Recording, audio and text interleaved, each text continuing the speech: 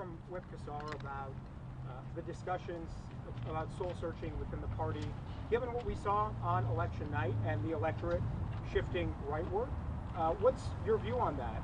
Does the party need to change its messaging or policy preferences?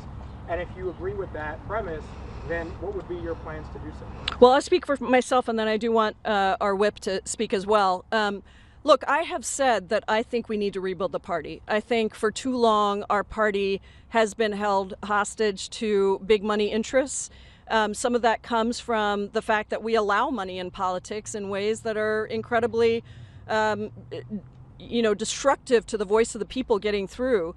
Some of it is due to longstanding structures like the filibuster, where you can have a simple majority pass all kinds of bills in a Democratic House and then they won't get through in a Democratic Senate. But it also has to do with how willing we are to fight for working people and poor people across this country. And I'm very deliberately putting in poor and working people, because if you look at the results of how we lost the under 100,000 category of voters, this is very important for us to recognize. People are tired, and you might say to me, well, how come, is that a rejection of the Biden era policies and the things that we got done in the first 2 years? And I would just say it is not a rejection. And I haven't seen many of you talking about this, but tell me if some of you have.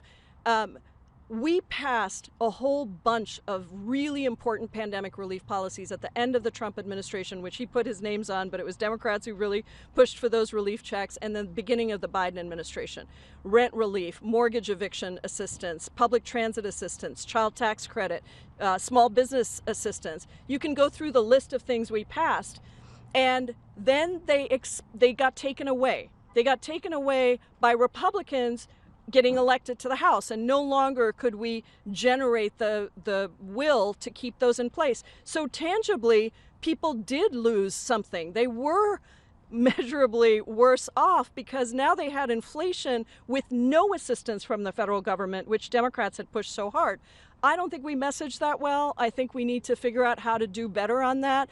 And I think we've got to pick some big fights where people can't be in denial or question whether or not we are standing up for them or whether we're standing up to the big corporate interests, because I think that we have more work to do on that. And I think it's a difficult message to send when you're trying to court money from that community, and at the same time you're saying we need regulation around this. I think the Biden administration did a really good job. Look at the fact that Lina Khan was in Arizona campaigning with Ruben Gallego, who won his race on price gouging and antitrust and monopoly. But let me ask Rep. Casar if he wants to add anything to that. There clearly is, as a fact of life right now, an unfortunate and tragic fact of life, a massive right-wing propaganda machine, and everybody here in the media I know competes with it and knows it. It's a tragic fact of life, a right-wing propaganda machine, and right-wing officials that make people's lives worse. They are the arsonists, but then they blame the firefighters for the flames, time after time after time. And the question for the Democratic Party is, what do you do in response to it? Because that's not going to change, and that's only going to get worse under the Trump administration. And the Democratic Party's response, I think, has to very clearly be for working people as the core of who it is that we are. For working and working class people and poor people and for everyday people. We should not abandon being the party of civil rights. We should be standing up for the rights of every single person, as Representative elect McBride just laid out. But that's what people need to hear from us first. And I think, when you asked about whether the American people moved rightward in your question, I was in swing state after swing state talking to undecided voter after independent voter. And I sensed very few, if any of them, moving actually rightward. What they wanted was a government that actually worked for them. What they wanted was somebody to make it cost less and for them not to have to keep working harder and harder to be able to make ends meet. Now, if you look at the Democratic Party platform versus the Republican Party platform, that's pretty clear that, for example, Trump's tax scam is largely benefiting the 1%, whereas Democrats are trying to help everyday people. But in talking to those voters, they said, I don't know whether, who is really for who. and what here is really real.